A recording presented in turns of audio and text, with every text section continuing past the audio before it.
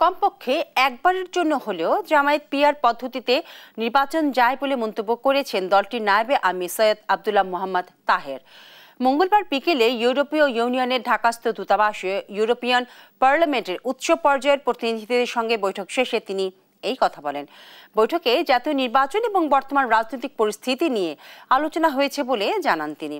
এ সময় ৩১টির মধ্যে ২৬টি দল পিআরের পক্ষে বলে দাবি করেন মোহাম্মদ তাহের। জোর করে কেন্দ্র দখল করে এমপি হয়ে ক্ষমতায় যাওয়া রাজনৈতিক দলগুলির এই মানসিকতা পরিবর্তন জরুরি বলে মন্তব্য করেন তিনি।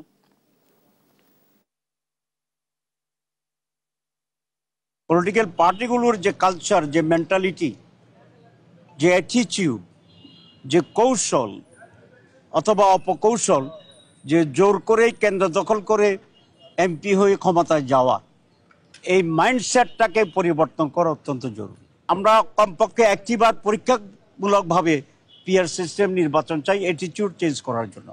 যদি এটা ভালো না হয় নেক্সট টাইম আমরা আবার চেঞ্জ করব।